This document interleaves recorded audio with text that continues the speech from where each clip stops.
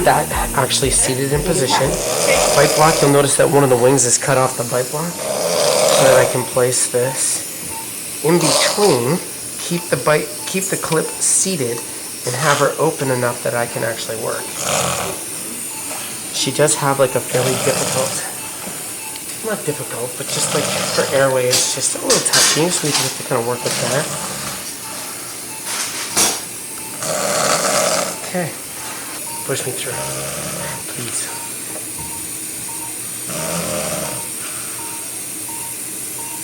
So why is it not zooming in? Like, well, you're gonna have to get closer than that before I like zoom in. So what was going on is that we didn't have it clicked on implant number 5, we had it clicked on implant number 3. So it wasn't zooming in because it just wasn't going close.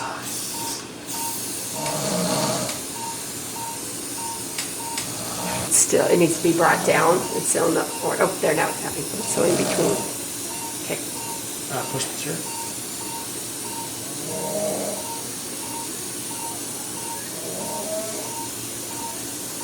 And you're like, take that.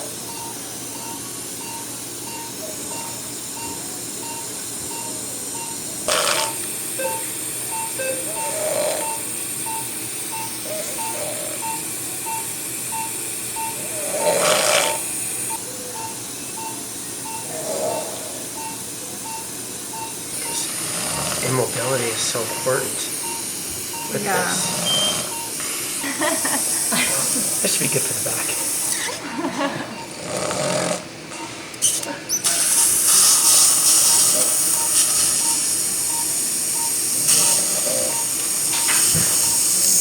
Want me to give her the 30 technique?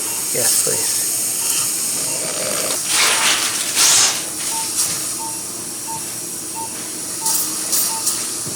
So I couldn't go any deeper because I was hitting the tube. Yeah. Oh. So I'm going to need the drill. Let's get a fresh piece of gauze. Big section. She's like great on that.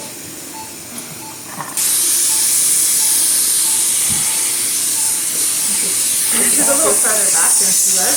She is. I don't know if that makes a difference for you. How does your work? I'm okay as long as...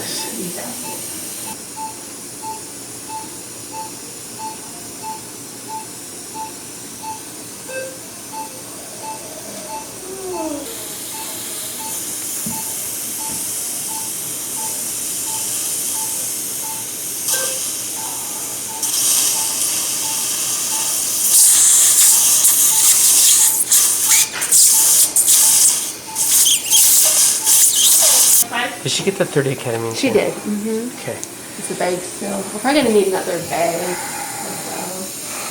Yeah. Where is it? Want me to do?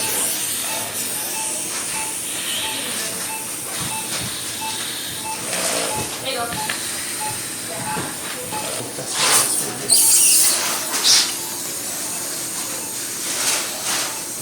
That's it.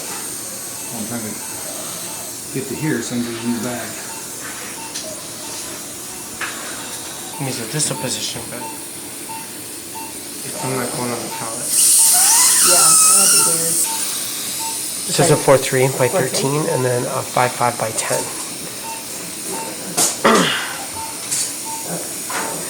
So because she's difficult to sedate and difficult to keep immobile for this camera and everything to work, now that I have my initial osteotomies where I want them to be, I'm not going to use the machine anymore. Because I know the angles in the direction that I actually want in the position. So we'll go right here. Irrigation. Irrigation, yeah.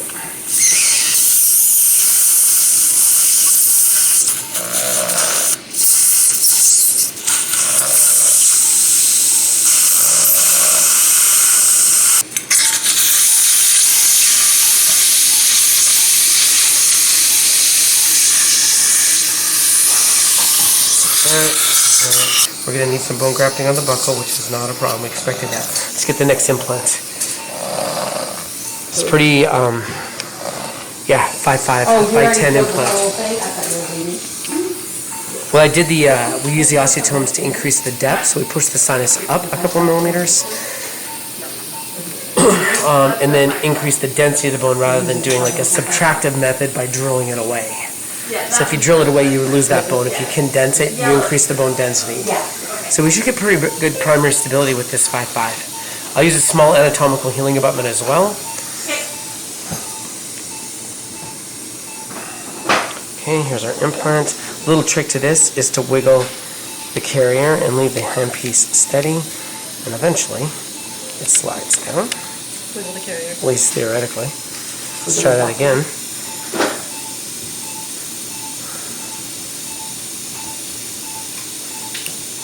There we go. And then it pops down. That one was a bit stubborn.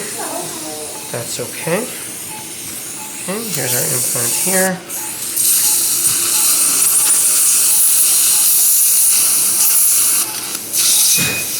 Okay, hand wrench.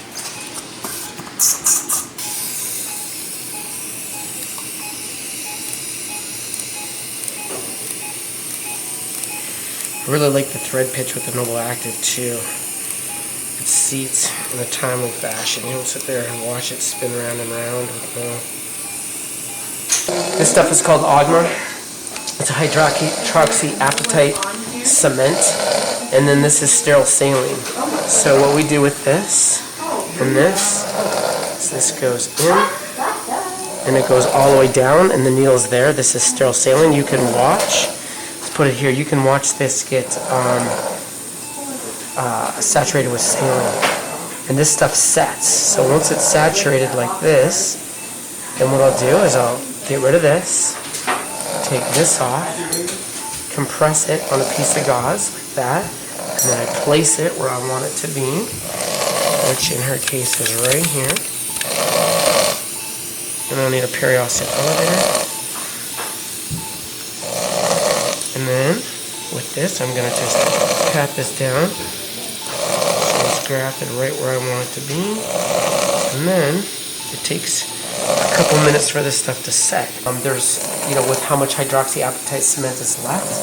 So we used about half a cc. That was 1 cc of cement. Take a look. So we got it all grafted. All those implant threads are closed now. So what we're going to do is just stitch this in place without tension. So I'll get a suture place.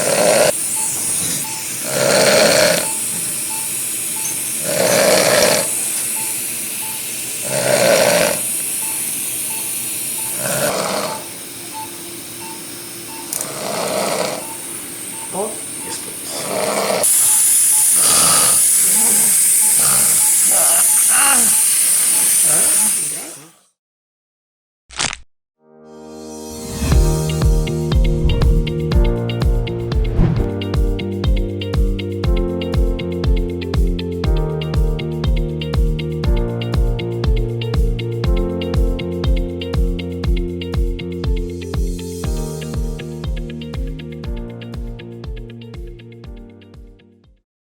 %70 overall drop in opioid use.